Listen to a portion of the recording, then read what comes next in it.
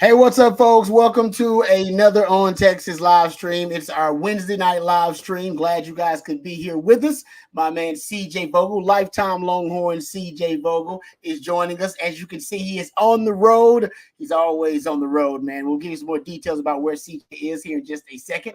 Obviously, you guys know how this works. You can ask us anything, and we'll try to answer as many questions as we can, address as many comments as we can. We'll also, of course, we prioritize super chats. They jump to the front of the line. You can interrupt the show at any time. You know how that goes. We'll talk a little bit of recruiting since my man CJ Vogel is out on the recruiting trail, trying to get some eyes on some guys. Nobody does it better than he and Jerry Hamilton. Glad to have those guys with us. Also, we'll get into some the player availabilities. Yesterday, you had the player availabilities. Jadae Barron on defense and Quinn Ewers on offense. A couple of things those guys brought up that caught my eye, caught my attention. I want to bring that up with my CJ and get his thoughts. But first of all, thank you guys. So you are the priority here. So we'll try to just answer as many questions as we can today, because I know we missed some of those yesterday on the live stream. Also, coming up a little bit later on, I do want to get into, I know we still are processing the injury bug that's hit the running back position. I got a couple of topics related to that I want to get into. And of course, we'll answer some questions about that, I'm sure. But first up, CJ, how you doing, brother? Where are you? Are you in the car? So you're on the road amongst the people. Where are you today? Yeah, I don't know if we got any of those, guess the geo spots in the world people in the chat, but excuse me, I'm right outside of Madison High School in San Antonio. Just got done watching practice with 2026 wide receiver Jordan Clay. Before that, Rod, I was up at Alamo Heights, so sticking around in the San Antonio area. Unfortunately, I got a big old crack growing on my windshield now. I hit a rock or something earlier today, so that's a bummer. But got to see Michael Terry III, the five-star prospect out of Alamo Heights this afternoon. They had a quick hour session in the afternoon and, of course, a 2-hour window later after school. So I made the quick trip down to Alamo Heights. Got there in a minute or an hour and 1 minute, Rod. How about that? But you get to see a little bit of Michael Terry here. At running back, you'll see some clips of him out wide receiver as well. Had a lot to say. And then the latest update on Michael Terry is it's a 3-team race for Michael Terry moving forward. It's going to be Oregon, Nebraska, and Texas. Those will be the 3 teams. Texas A&M is not a threat no longer for Michael Terry, the 5-star out of San Antonio. He told me, we might have been expecting a decision at some point towards the end of August before the beginning of his senior season. I don't know if we'll see that decision before the beginning of football season. I don't think you'll see it by the end of the month. I think that will go a little bit later into the month of September, maybe around the 3rd week or the 4th week of September. Again, he and his family sitting down each night basically and kind of laying down the pros, the cons, the do's, the don'ts of each program. And one thing I thought that was really interesting is when I talked to him, he said, I'm trying to evaluate the offenses, right? Where do I have a good fit? Obviously, with Texas, if he were to join the Longhorns, he'd be throwing with Arch Manning. At Nebraska, he'd be throwing with Dylan Raiola. At Oregon, it would be Dante Moore. So he's going to have a good quarterback regardless of where he ends up. The question is, does he go all the way out west to the Pacific Northwest in Eugene? Does he buy into Nebraska and the hype that Matt Rule is trying to instill right now with the Cornhuskers? Or does he stay home? And I think right now that's the big question. Of course, Texas is firmly in this one. It's a little bit tighter than I might have originally anticipated, Rod, but getting to see him in action again, I mean, you saw the one fade ball clip right there at the end of that little highlight tape. I mean, it's effortless, and he's doing that at 6'3", 218 pounds. I'll point it out whenever it pops up real quick, but it's very, very effortless, and it's, he's not just being recruited on offense, right?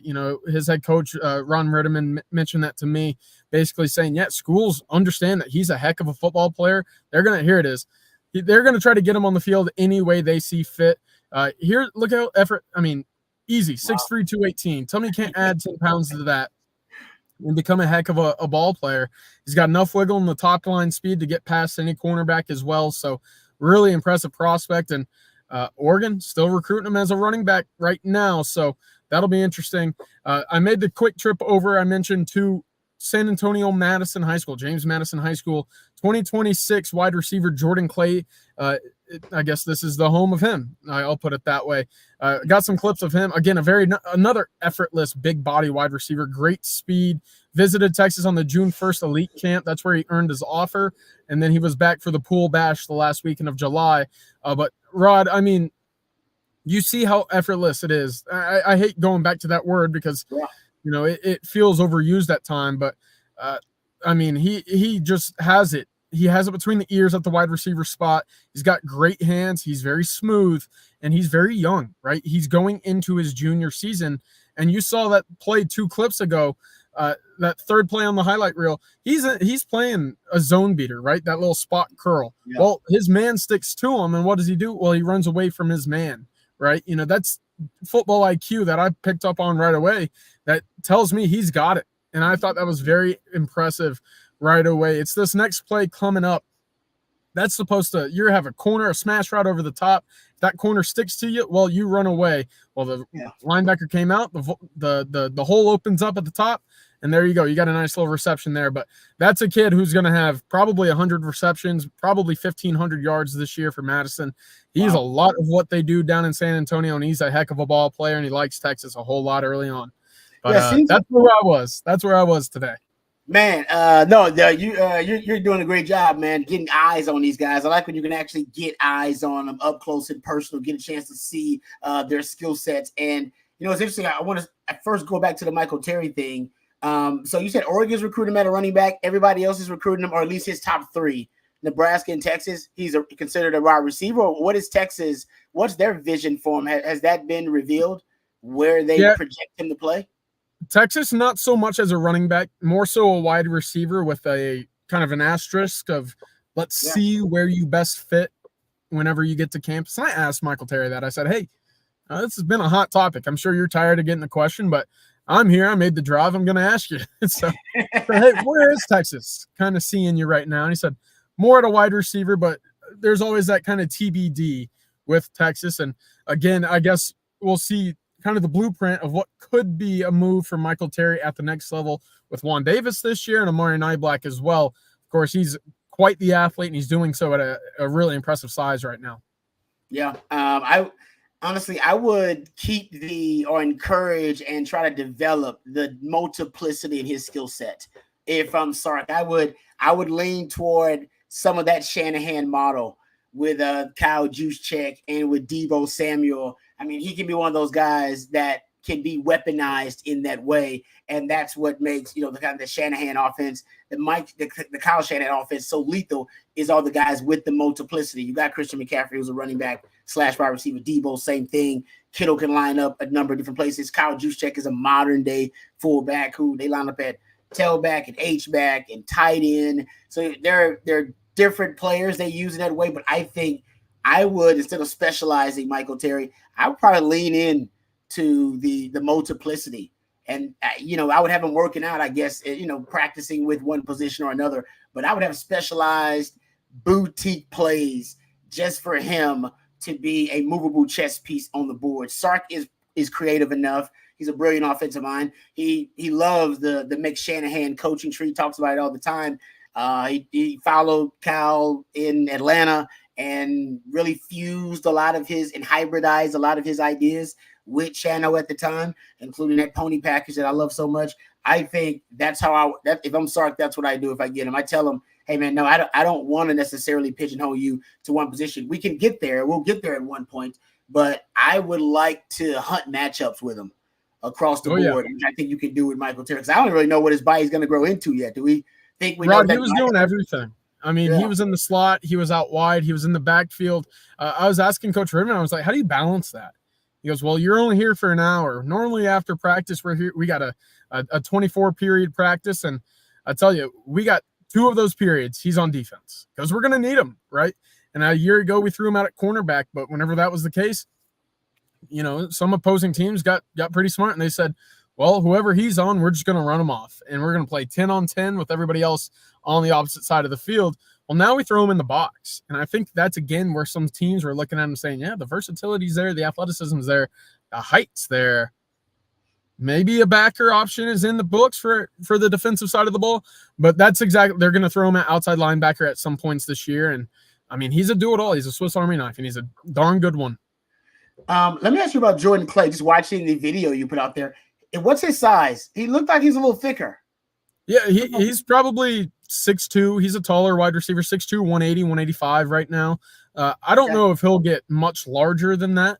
Yeah. If you remember Ashton Kozart out of Flower Mound, he kind of reminds me a little bit of him. Very smooth off the line of scrimmage, great hands, got the a natural ability to be very stout with his routes. Right, that's a guy that I kind of look at and say, yeah, I see the similarities there. So, but yeah, not too large, I would say.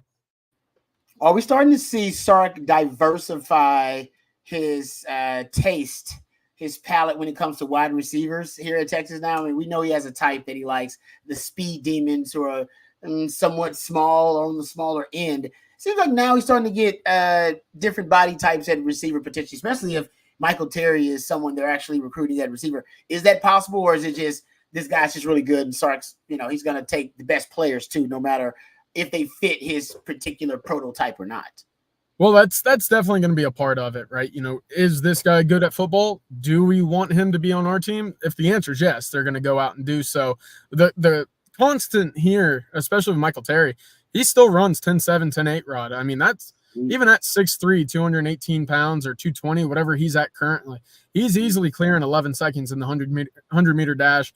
That's the kind of prospect that you say, no matter where you see fit, no matter where we see fit, you're coming to our program and we'll make it work, right? That's exactly where I see Texas at the moment. Jordan Clay, again, very quick twitch for a guy that size. The speed will come. I bet he's probably right at 10.9, 11 flat, if I had to guess right now. He hasn't done his junior season of track. So another guy in which you see it early on, right? Just that high ball skill IQ at the wide receiver spot, and Texas making a jump and a push very early on him. He also mentioned, Rod, that he's going to try to make it down for the Texas-Georgia game. And for those that didn't catch state of the program, I think we all anticipate that Georgia game being a very heavily attended recruiting event for the Longhorns. 2027 quarterback Brady Edmonds out of Huntington Beach, California. He will also be on campus for the Georgia game. That's going to be a 5-star caliber prospect. He got an offer June 1st, the same day Jordan Clay did at the elite camp. I asked Jordan about it. I said, hey, have you talked to Diabell at all? And he goes, I think we just kind of briefly, said hello at the camp. I did get to talk to the tall quarterback from California, though. I liked what he was doing. Then, obviously, we saw and heard afterward that Brady Edmonds had received an offer from Texas after that camp. So he had a little bit of a lasting impression there with one of the area's top wide receivers, that's for sure. I like that. All right. Thanks, CJ. Nice recruiting nuggets there. My man is got feet on the ground there, eyes on these guys. Good stuff. We'll get back to some of your questions here in just a second. Also, I want to talk about the player availability, some things that were said by Quinn Ewers and Jahdae Barron. But first, let's thank one of our fantastic sponsors for tonight's live stream, Andy Ludicky and his team. If you're looking to diversify, you may be someone like me that has their hands in multiple businesses. Well, Andy can help you diversify by finding you businesses that will fit your time allotment and all of your financial goals. If you're stuck in the corporate rat race with 2 weeks PTO and no control over your money and also your schedule in general, call Andy. He will take you through a process to help you find a business that will fit your skill sets and your financial goals. Franchise ownership isn't for everyone, but if you have a desire to take control of your destiny, give Andy a call today. You see the number there, 404-973-9901, or give him a shout via email. Email him at andy@myperfectfranchise.net. That's andy@myperfectfranchise.net. Or as I said, give him a call today, 404-973-9901. Thank you very much,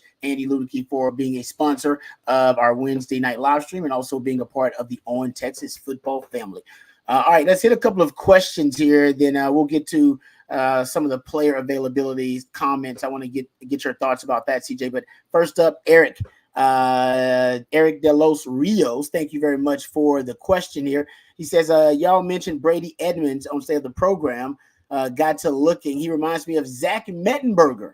Your thoughts, CJ? You've got a chance to see him. Is that a accurate comp? Zach Mettenberger. What's your comp for Brady Edmonds? I'm gonna have to go back and watch me some Zach Mettenberger at the time. I Rod, remind me if I'm off here, but weren't those LSU games at the time when he was there? I mean, I know they were good, but was that the national championship? Was he a leader of the national championship? I don't know. That I would If have not, to go check. for whatever vague reason, I feel like those offenses that was the time in which Alabama and LSU were scoring 6 and 9 points per game when they played one another. But I'll have to go back to Zach Mettenberger. No, he a was little 2011 to 2013 was okay. his years there. Okay. Y'all got to remember, I was only about 13 or 14 at the time. So hey, CJ, you're an old soul, man. People think you're older because you're an old soul. I wasn't, divulging deeply into the football theory, if you will, at the time then. But no, Zach Mettenberger is a great college quarterback. Brady Edmonds, to me, and this is coming from Jordan Clay, who I just talked to. He said he throws a very pretty ball, tight spiral, very easy to catch. He told me he was basically trying to line up with him each time that he was in line to go throw and run his route. So I don't know if I have a comp right away. Again, we're only going off of his true freshman tape at the high school level. But right now, I mean, he's shaping up to be one of the top quarterbacks in the entire country. Yeah. Zach Mettenberger. Yeah, had a hell of a 2013 season, though. Threw for over 3,000 yards, 65% completion percentage, over 10 yards per attempt. 22 touchdowns, 8 interceptions. That's not bad at all. All right. Thank you for the question there. We appreciate it. Ski Breck wants to know from you, CJ. Nick Brooks just dropped his top 3. How's our chances with Nick Brooks? Yeah, no, it's a pretty interesting big 3, right? He's originally from Iowa, told the Hawkeyes, no, not having it. I'm playing big boy ball, probably in the SEC. USC's kind of lingering around right now. I believe it's more Texas, Georgia than a big 3 at the moment, even despite the graphic that he just dropped. He's now living in Georgia. So even if he does commit to Texas early on, Texas will still have to battle it out with Georgia, who can say, hey, come take a 2-hour, 30-minute drive, however far it is, to Athens for a game. So this is going to be a long, road to signing day for Nick Brooks, should he commit to Texas. I do like Texas's chances right now. I thought Texas was gaining a lot of steam after the official visits in June. We got to see him in the airport a little bit, kind of walking through. And let me tell you, I don't know what he's listed at on that tweet, but it's probably not big enough. I would say probably 6'8", 360 at the moment. We'll see what that actual listing is. But I do like Texas in this race at the moment. Georgia's going to be very, very difficult to beat. What does that say? 6'8", 340. So yeah, not too far off, Rod. He's built like a house, like the mountain from Game of Thrones, basically. Really impressive looking prospect. 6'8". That's crazy. 6'8", 340. That's a huge human being. And that's what Sark likes, big humans. All right. Thank you very much, Ski Break, for the question. Todd Lacey, I'll take this one. It says, due to injuries to the running back position, are we more likely to see Texas employ more 10 and how about this 00 personnel? 5 wide receiver can pose serious problem for opposing defense, in my opinion. Sark, thank you, Todd, for the question. Sark will always have a running back on the field. He'll always have. Now, we have seen a Sark package where Sark has 10 personnel. You've seen it.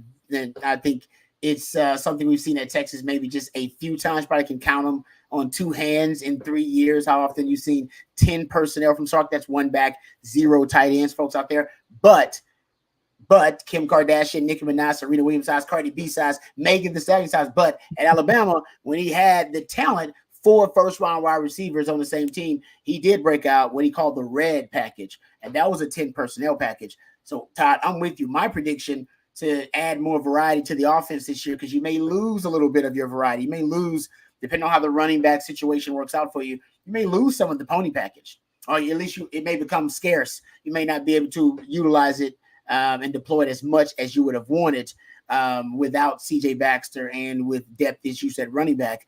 So you may not want to have 2 backs on the field at one time. And so you may lose some of that. Wildcat was something you liked, Red Cat, or with Rojo running it a couple of years ago. So you may not have as much of that if you don't find someone who can obviously fill that void and take on that role. So you lose some of your variety, and I think you got to infuse the offense with variety from somewhere else creatively, and Sark can do that. I think it makes sense. You're going 6 deep, potentially a wide receiver, deepest that the wide receiver room has been since you've been here. I would break out that red package, that 10 personnel, don't call it red, we call it something else, but the 10 personnel package, I would use it because I think it could be lethal. And depending on the 4 wide receivers, there's no way anybody but Georgia, maybe Michigan. I don't even think so. I think Georgia may be only one that can match up with Texas if they go their 4 top wide receivers across the board and decide to blitz an opponent with speed. Matter of fact, call it the Godspeed package. Put Jaden Blue in the backfield and then go empty. Now, this kind of goes to what you're talking about, Todd, with the 00 personnel. Essentially treat Jaden Blue like a running back. You shift into empty formation, and then you can go empty with your 4 fastest or best wide receivers on the field with 10 personnel, and then put Jaden Blue in the slot and go empty. And you guys know I love me some empty as well. Last 3 games of the year for Texas and empty: Washington, Oklahoma State, and that Tech game. I mean, Quinn had his best performances out of empty in those last 3 games. He completed over 75% of his passes in empty. He did take 2 sacks, but I think that's something he'll get better at. And yards per attempt, over 12 yards per attempt. Explosive play rate was over 25%. Your first down rate was hovering above 40% in empty last 3 games. If you can pick up where you left off there with this wide receiving core, with an offensive line that can provide you some insulation and pass protection, Jaden Blue as a threat, Trey Wisner as well as a threat also, I don't think there are a lot of teams that can match up with you. And, as long as the ball's out quickly, and I think Quinn's clock, I think now getting better at it. Yeah, I think it's sped up toward the end of the season, CJ. I think Texas can be really deadly in that package. Yeah, right. I know we probably won't ever see a 0-0 look, right? In terms of having truly 5 wide receivers out on the field. What kind of situation could you see Texas having, a 10 personnel kind of look? Could you ever see Sarkisian saying, all right, for this play or these next 2 plays, we're not going to throw a Jaden Blue or a Trey Wisner out on the field, and we're going to put out another wide receiver like a Ryan Wingo to join a Bond, a Bolden, a Cook, whatever the combination might be. Could you see something like that even being a possibility this year? I really could. I could, because I think you may end up, just because of the circumstances, obviously you're starting running back going down, then depth at the running back position with Christian Clark, and we hope that's all they have to deal with this year at that position. But I think you're going to be a pass-first team. And I know Sark, he preaches balance. He wants to be a balanced football team. And I think ultimately by the end of the season, and when you look at the sample size over the entire season, and maybe by the end of every game that Texas plays, you will have balance in terms of the pass-run ratio. But I think early on in games, and I think when Sark's dialing up his script, I think he's going to lean on the pass. And I think he's going to lean on the pass to set up the run, because I think that's the strength of the team now. It's your wide receivers. And he's talking about expanding the circle of trust. And the last time he expanded the circle of trust to this extent, it was at Alabama when he used that 10 personnel package. And Sark has shown a tendency that when he has an embarrassment of riches at a certain position, that he will weaponize it with a certain concept. Take running back. When he first got here, he had Bijan and Rojo. And he said in the offseason, Rojo's amazing. I got to get this guy on the field. He's awesome. And what the first series that Sark called plays for Texas, he broke out the 21 personnel package, the pony package, and stole my heart. All right. Then I became a Sark fan for life. I was like, all right, I'm in. The guy got me, right? He had me at hello then, apparently, Sark. So that's when I was like, okay, man, this guy he's next level, because Texas running back room was the strength of the team. We all knew that at the time. And then he came in and tried to weaponize it. And he did the same thing with the offensive line. Once you started building that O-line, that's when we saw the Big 11, Big 12 package with an extra offensive lineman out there. Why? Because I got an embarrassment of riches there. It's one of the deepest positions on the team. And I think you're starting to see, I think you can see that trend at wide receiver too. And now that you're really deep there, last time you were deep there, Sark decided to run the 10 personnel package. Todd says, University of Miami used to run one back and throw the pre-snap hots on one step by the quarterback. Also ran 00 personnel, aka 5 wide receivers, lethal with the speed they had in the 80s. Always had a fast running back lined up wide. Yeah, the original, and this is actually kind of football theory, and I have it somewhere in my papers here. But if you research, because this kind of relates to Bill Walsh too and the West Coast offense, if you research Jerry Rice, And Jerry Rice in college, when he was in college, they ran what they called it was kind of a satellite offense where they had 5 wide receivers on the field and no running back. It was I called it the Satellite Express, if I'm not mistaken, the Satellite Express offense. Trust me, if y'all old school guys, y'all remember it. Yeah, Willie the Satellite Totten. He was the quarterback, and it was named. The offense was named after him. And they had Jerry Rice, what they called Jerry the World Rice. Jerry World Rice was his nickname. And in Mississippi Valley State, they ran this offense and they set records and everything. Archie Cooley was the head coach. He wore like a cowboy hat and everything. And they ran a 5 wide receiver offense. It was unbelievable. And what they would do was freaky. They would put and they would put Jerry Rice, and it was brilliant. They put all the wide receivers on one side and put Jerry Rice by himself on the other. And they forced defense to make a decision. All right, are you going to defend the numbers advantage that we got on this side? Because we got 4 receivers over here. And if you don't win the numbers advantage over there, you're done. Because we can do all types of freaky, crazy stuff on the number side, right? Where we got the bunch. Or are you going to double Jerry Rice? You can't do both. You can't double Jerry Rice and win the numbers advantage. You know what I mean? And Archie, and by the way, the quarterback can run a little bit. So you had to also have enough guys at the line of scrimmage to be able to account for the quarterback in the run game. Oh, it was wild, man. Once they figured out, it was wild. And then that's why Jerry Rice was, that's when he was weaponized. And I believe that's why Jerry Rice chose to go to Mississippi Valley State over going somewhere else. Because I think he got offers other places too, but he liked that offense and he wanted to play in that offense. And I don't think anybody's done anything like it since, really. I mean, it's really tough these days to be able to do something like that. But wouldn't it be cool to have a package like that? That's crazy. I mean, you'd have to have a bona fide number one that would then go on to be a hell of an NFL player to create that type of one-on-one. Maybe. I don't want to even throw this out there, but maybe in 2 years you have something like this with the Ryan Wingo if he continues that trajectory. Oh, yeah. Ooh, I like that. I don't want to compare Jerry Rice to Ryan Wingo, but I'm looking down the road at who could be Texas's top target then.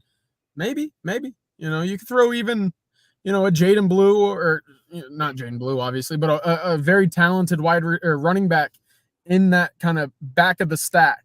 So there you go. Yeah. You have a built-in screen decoy there as well. Oh, man. I like that offense a lot, Rod. I'm telling you, it was funky, man. That was I know we're spending too much time on this, but it's a great point that was brought up by the person in the chat, though, in terms of getting creative. We talked about this. Sark's he's got to get more creative and innovative because you lost some of your talent advantage. How do you fill in that? If say the development doesn't happen at that position, well, you got to get creative.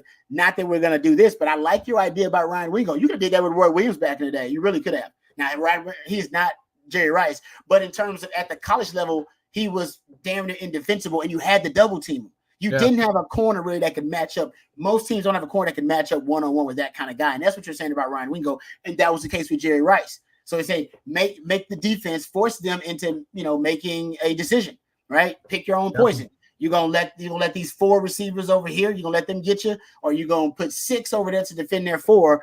And then how you gonna defend Jerry Rice? You're gonna leave him one-on-one, or you're gonna double Jerry?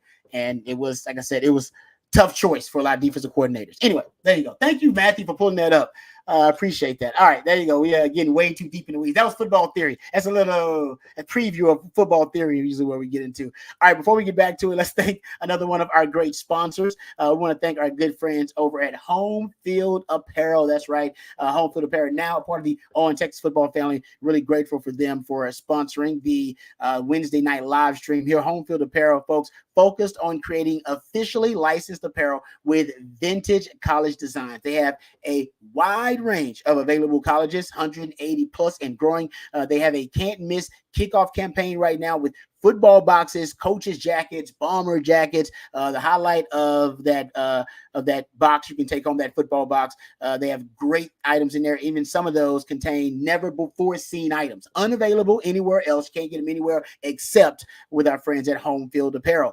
Platinum Box VIPs can receive additional exclusive items, including a new hat or ringer for the Platinum VIPs only. And the 2024 Platinum Pass guarantees you 20% off and early access access to a lot of their football releases throughout the 2024 season. It's available right now. You can go check that out at homefieldapparel.com. That's homefieldapparel.com. Use the code Texas24. That's Texas24 for 15% off. The convenience of online shopping has never been better. Check out their vintage designs at homefieldapparel.com. And remember to use the code Texas24, and you'll get 15% off. Thank you very much to Homefield Apparel for sponsoring the Wednesday night live stream. All right, getting back to some of the questions. Tex-Mex Horn 94, thank you very much for your participation. Says, good evening, Rod and CJ. Good evening to you too, as well. Tex-Mex Horn says, can we expect Ryan Wingo to be a Heisman candidate in 2025, 2026 if he continues to develop and improve?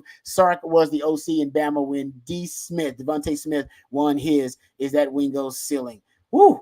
His ceiling is I think he can be a first round pick at the wide receiver position. I think he potentially could be a mid round pick in the first round at wide receiver. He's got that type of those types of elite traits at the wide receiver position. Right? There was comparisons. Bobby Burton compared him to Roy Williams, who I played with. And Roy Williams was drafted top 10, if I'm not mistaken, wide receiver position, somewhere around there. Ryan Wingo's got that kind of upside. Will that happen?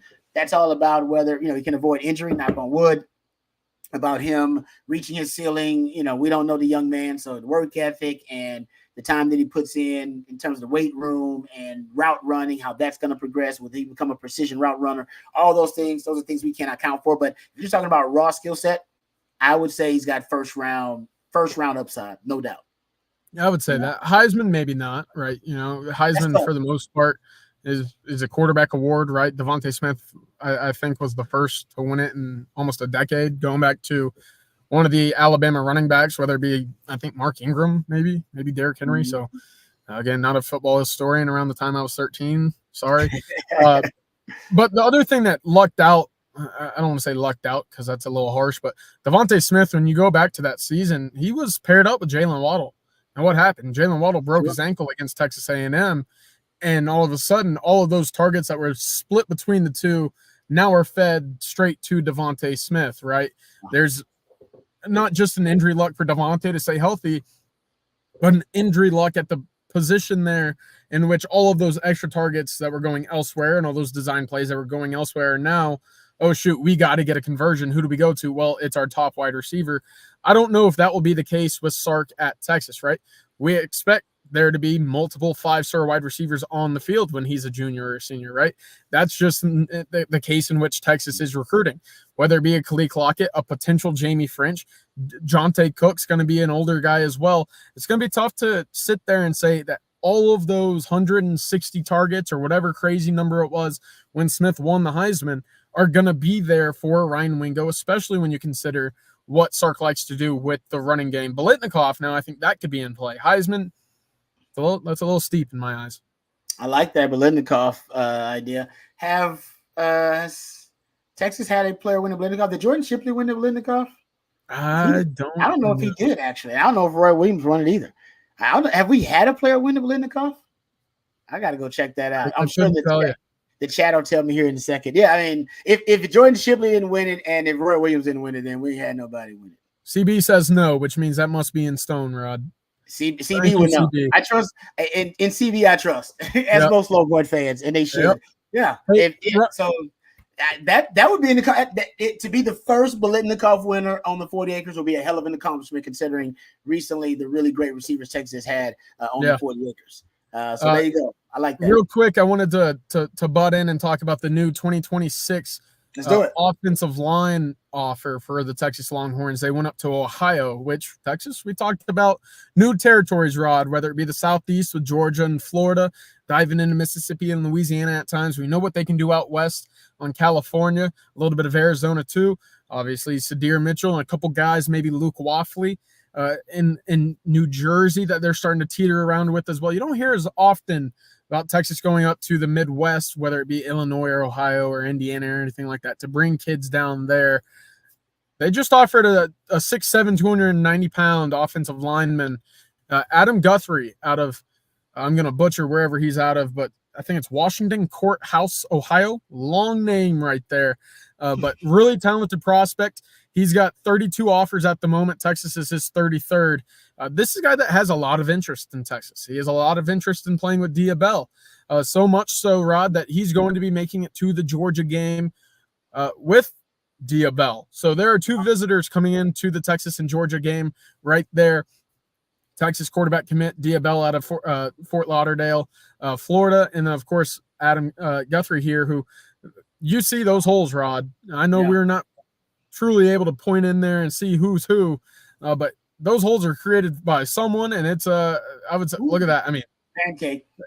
That's a big human if I've ever seen one. Has a ceiling to get up to 320, 330 potentially, going into his junior season as well, already standing 6'7", moving like that.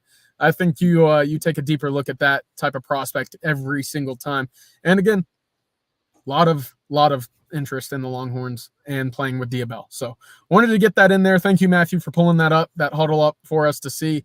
He's a new name. Texas extended that offer roughly 30 minutes ago, right at the top of this live stream. So I wanted to get that in there. That's another guy and name to file away for this class. He'll be making it in once again for that Georgia-Texas game, DKR, October 19th.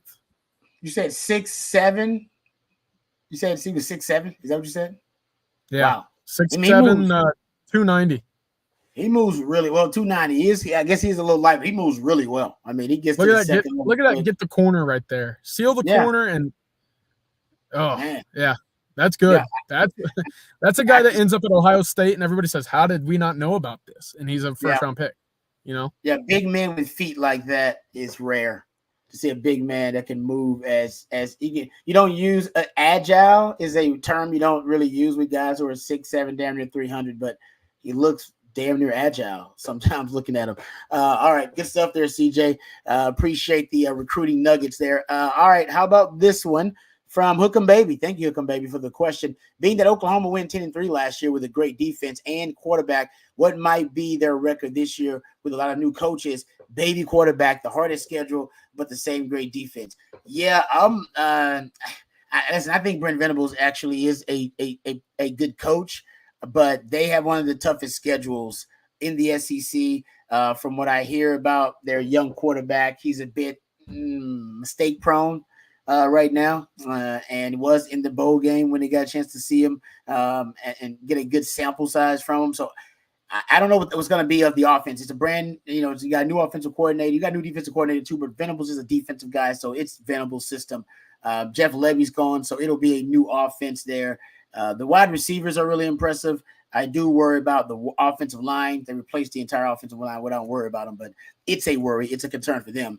And the quarterback, and those are arguably the two strengths for Texas, the quarterback and the offensive line. And for both of those things to be a big concern in the SEC or first year in the SEC, I think it's going to be tough for Oklahoma. I think Venables will prove whether he's a good coach or a great coach if he can get Oklahoma, to be a double-digit win team with that schedule they have and with the hurdles they have to overcome. Yeah, I'm with you, right?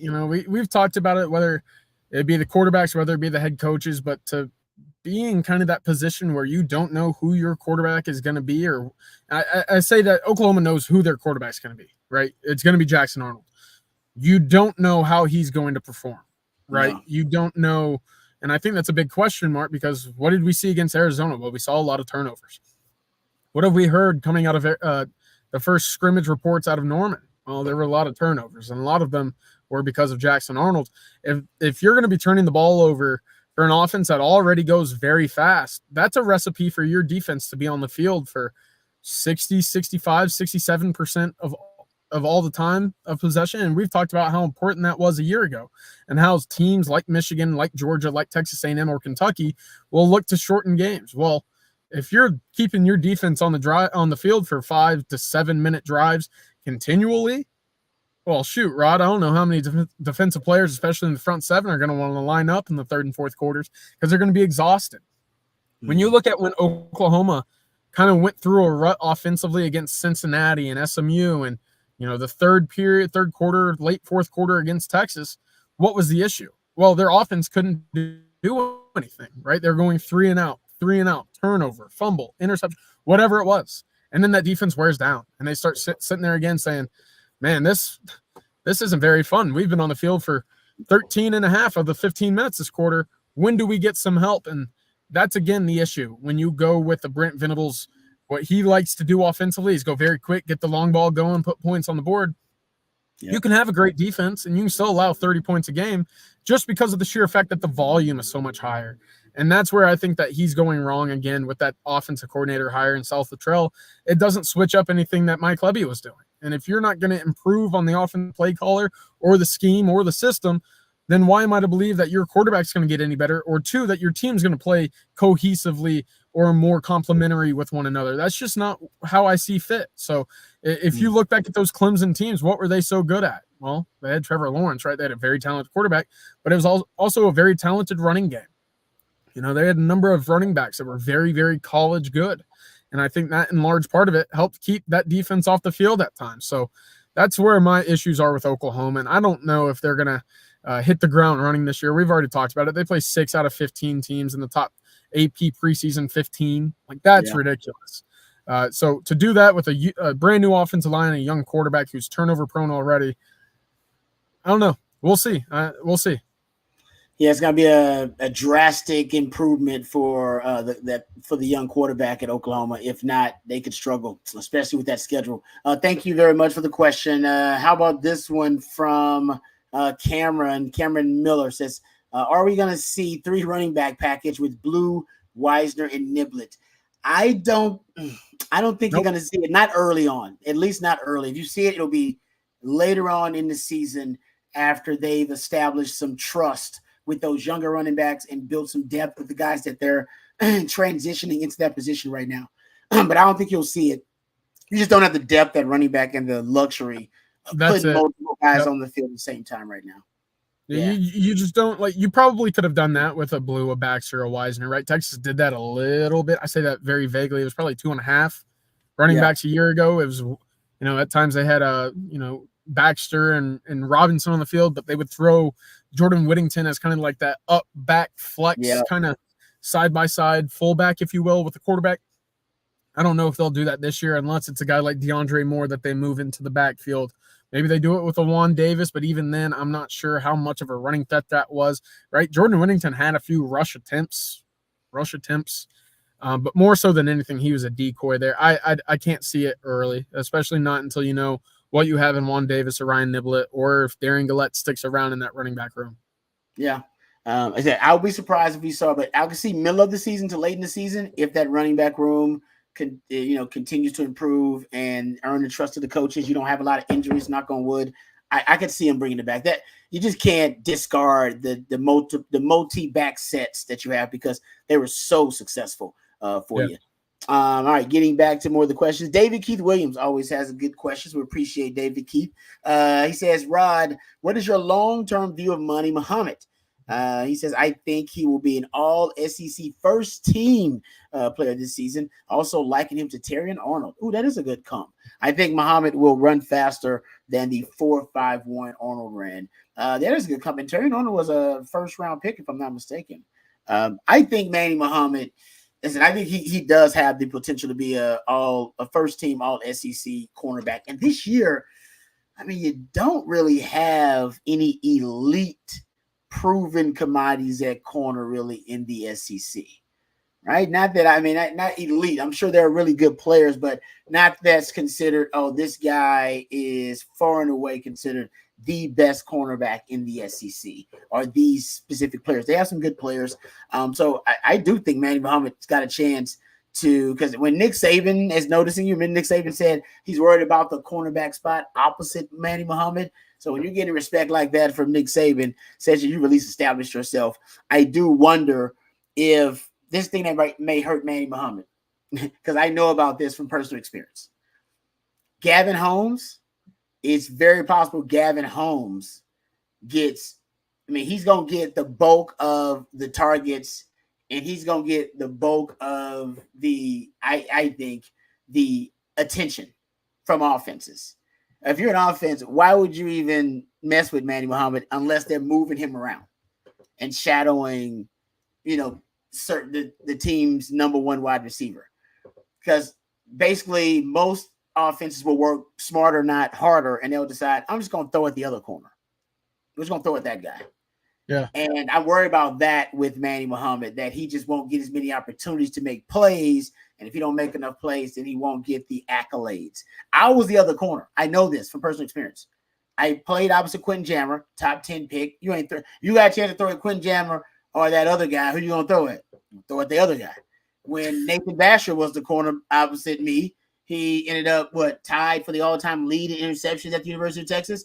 So if you're going to throw at those two corners, the guy that catches interceptions and will make you pay for it, or the guy that drops interceptions, all right, who you going to throw at? Well, you probably going to throw at the other guy. So I was the other corner, and I got a lot of traffic. And I probably would be one of the all-time leaders in picks if I didn't drop them because I got a lot of targets because I played opposite really good players. Rob, you still got the good upper body from all those push-ups, though. Oh, yeah. I did those. I did plenty of push-ups. I did them after the game. I told Coach I'm not going to do them during the game. I need to focus. But I would go and do my push-ups after the game for those drop picks. But my point is, it's for those guys, once you develop that reputation for being the best corner or the best coverage specialist on that team, teams shy away from you. And not that, you're a shutdown corner. I don't know if those exist anymore. But why would I throw at their best coverage specialist when I can throw at the other guy? And I was the other guy. And I think Gavin Holmes going to be the other guy this year. So he's going to get a lot of traffic. But Manny Muhammad, yeah, you're right, David. Keep the ceiling. The ceiling is the roof. Is that the term? Is that MJ said the ceiling is the roof? Yeah. Let's get to our friends at Autograph because they're also one of our great sponsors of our Wednesday night live stream. We appreciate them.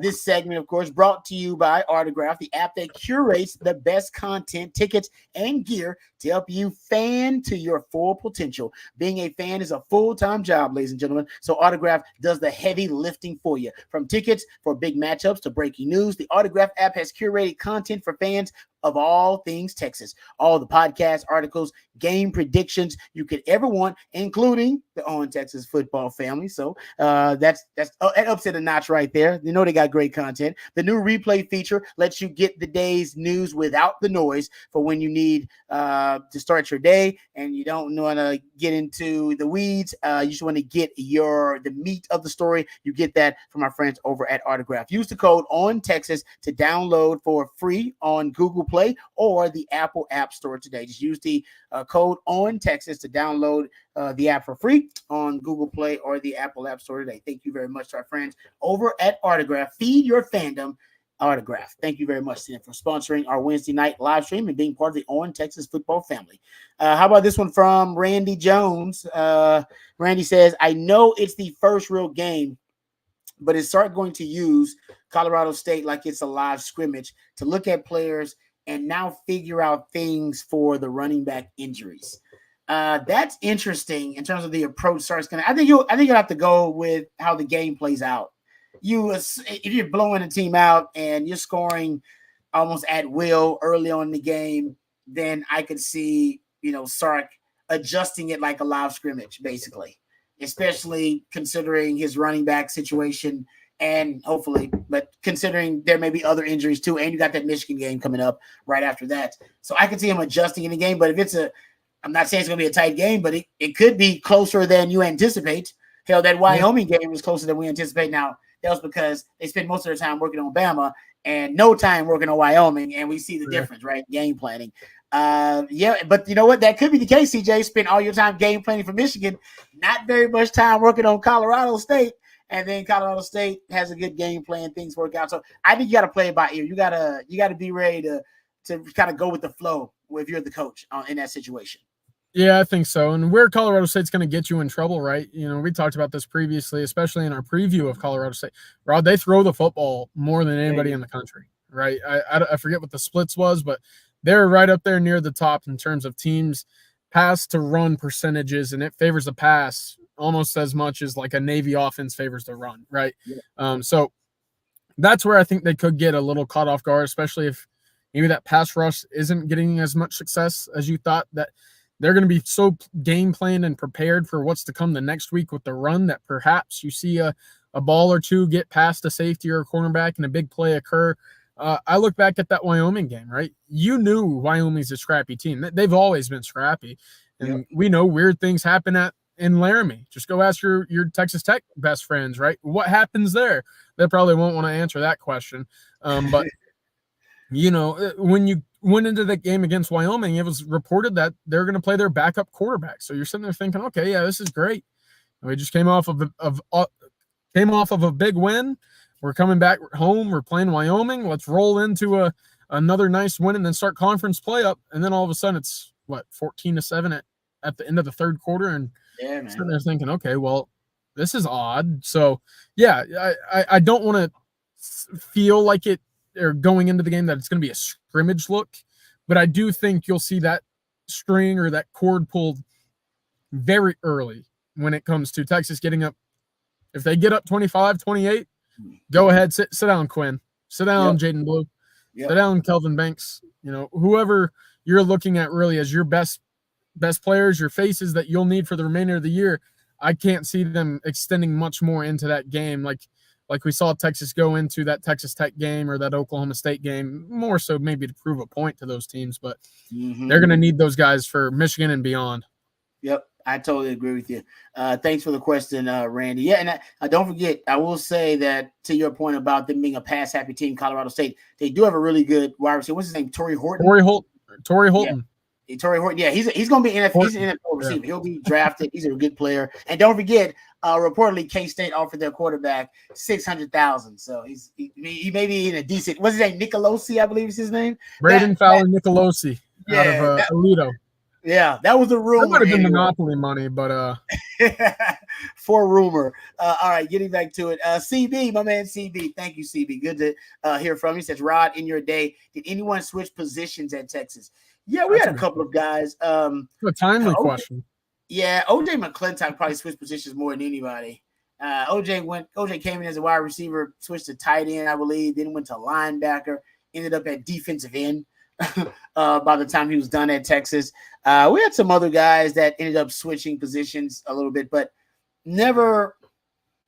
I'm going to say never because out of necessity like the guys are going to have to right now. It was more out of they outgrew the position or their body changed or something like that. I don't know if we ever had the depth issue that forced us at the time to switch a guy like we've seen recently. So in terms of that question, CB, I can't recall it. I'm trying my best, but I can't recall it right now. If I do, I'll blurt it out. Thank you for the question there, CB. How about this one? We got one here from Tex-Mex Horn. It says, CJ, any idea if Sark and Chris Jackson are going to use their connections to Mater Dei to try and heavily recruit 2026 receiver Chris Henry Jr.? Maybe a visit for the Georgia game.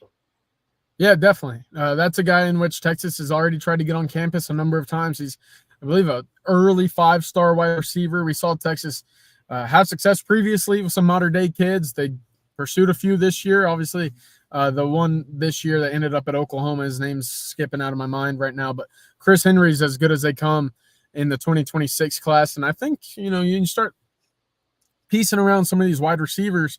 Listen, I'm in San Antonio right now at Madison High School. I think Jordan Clay is going to be a guy that's a name to know a good bit in this class as well. Mike Brown out of the Legacy, the School of Sports Sciences in Houston.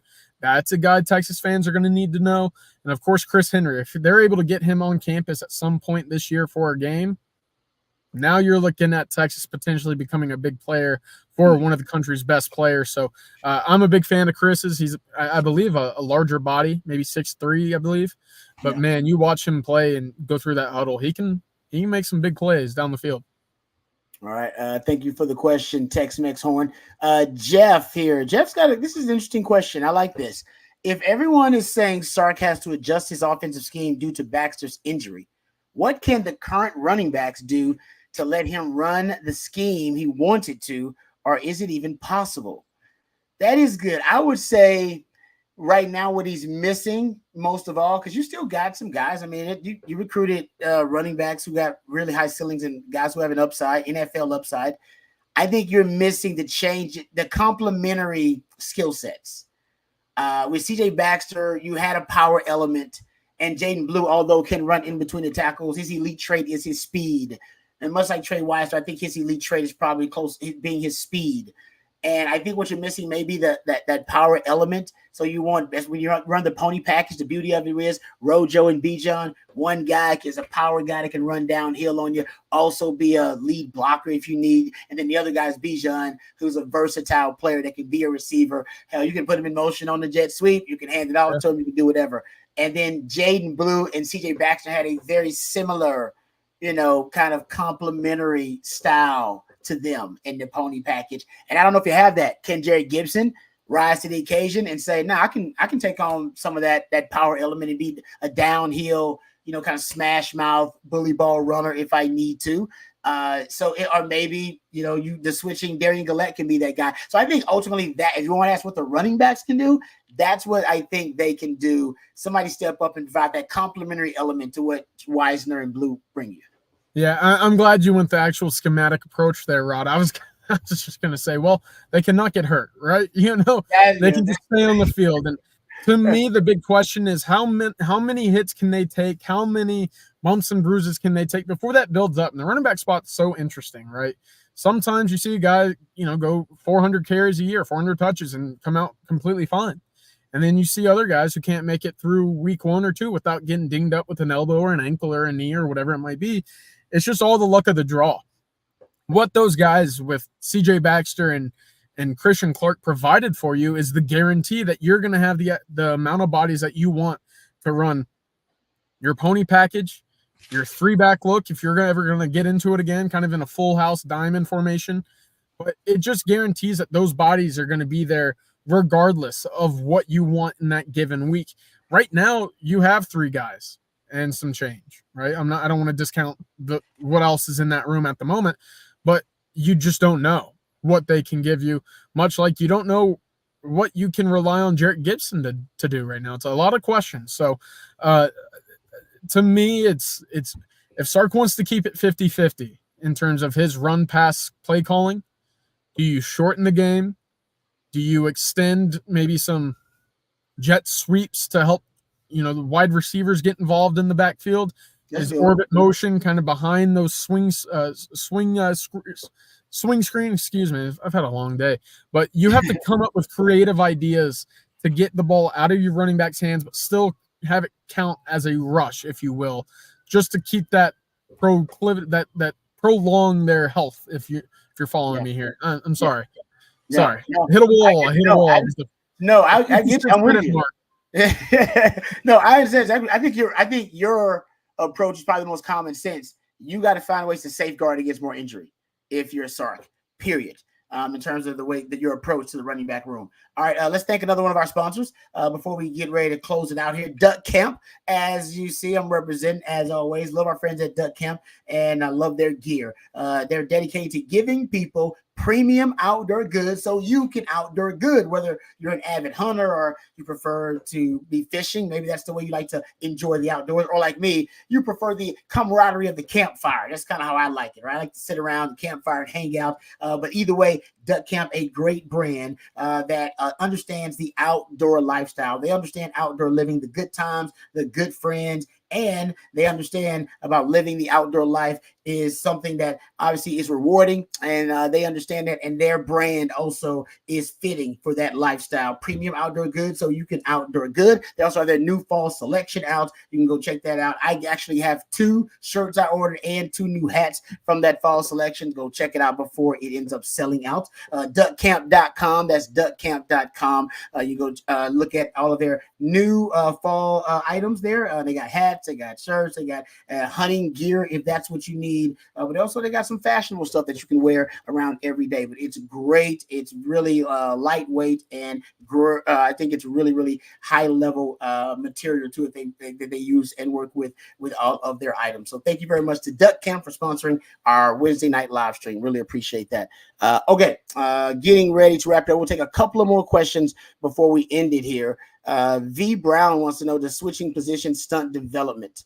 I think it depends on the situation. Every guy's got to be different. I think for some guys it will stunt development. For other guys, they end up look at Rojo. I mean, it didn't stunt Rojo's development. He ended up switching to the position that gave him a better chance to achieve at a higher level. right, for him switching position. So I think it depends on the situation. Every guy's going to be a little bit different. And you're only going to switch positions with someone who has that athletic profile in their background, right? That most of the guys who are switching positions, CJ, they played a lot of different positions in high school. What you're talking about here with Ryan Niblett, or you're talking about, Darian Gillette. People brought up Juan Davis. These are all guys who had a history of a very versatile athletic profile. You wouldn't come switch a guy like Rod B to another position, because I never had that really in my history. I was very specialized from the beginning. Played corner Malik Muhammad, right? Been playing corner since 7th, 8th grade. You're not going to change that. So that's kind of what I think. I don't think it stunts your development. It all depends on the situation. Yeah, I think you're right. How quickly can they get on the field at a new position? Will they be able to split reps at the current position? I think that's a big question. We saw Darian Gillette, one of those guys that took reps at running back this past weekend. Obviously, we see him more long-term as a as a linebacker. Will he be able to do both? Right now, I don't know if that's in the plans, which means I think that he's sticking with the linebackers. They're not practicing this evening, so we won't have an update until tomorrow.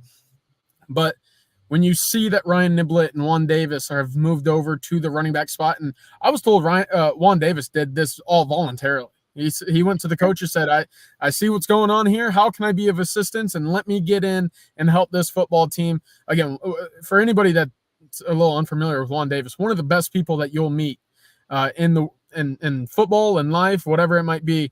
Wow. But he's got some of that Roschon Johnson in him. Like, let me be the solution to what the team's problem is. So I got that text earlier today that said, he went to the coaching staff and said, let me be a part of this running back situation. How can I help? And it all lines up with Juan Davis. So great to hear there, but it absolutely stunts what he could be at tight end, right? Because no longer is he getting those game reps, those live reps, those looks at tight end. Instead, he's in the backfield. He's getting the handoff. He's reading blocks, not making them. So it does stunt a little bit, but at the same time, I think it makes you a more well-rounded football player because you see it from a different lens. You understand what each situation's like at different spots, and at the end of the day, you can add more to your bag that way. Yeah. I think you're right about that. It's a good point, though, about Juan Davis. I didn't know that. Went voluntarily to the coaches. That's Rojo-esque, man. That's some Rojo quality there, leadership. I like that. I just thank our sponsor, once again, Andy Ludicky, for sponsoring our Wednesday night live stream. If you're looking to diversify, you may be someone like me that has their hands in multiple businesses. Well, Andy can help you diversify by finding you businesses that will fit your time allotment and your financial goals. If you're stuck in the corporate rat race with 2 weeks PTO and no control over your money you make or your schedule in general, call Andy and he will take you through a process to help you find businesses that will fit your skill sets and your financial goals. Franchise ownership isn't for everyone, but if you have a desire to take control of your destiny, call Andy today or email him at andy@myperfectfranchise.net or give him a call 404-973-9901. All right. Thank you very much to all of our sponsors. Andy Ludicky, thank you very much to our good friends over at Duck Camp. Thank you very much to Autograph, also Home Field Apparel. We appreciate all of their support. Thank you guys for all the super chats and the questions. To my man Matthew behind the scenes, he's a real MVP. And CJ, you are the man. It's getting dark out there, so be safe. Isn't it? Yeah, it's getting dark. You say we're worried about your safety, man. So we got to end the I got the weird guy in the car in the parking lot. I'm like, oh boy, where? Like security's gonna come around, flash the light. What you doing in there, son? All right, we'll let CJ go and get on the road. Thank you guys for joining us. Always having a great time, and thank you to Matthew behind the scenes. Until next time, tomorrow. Remember, you got coffee and football. Also, we got the winning drive starting at 3 tomorrow. Until then, hook 'em horns.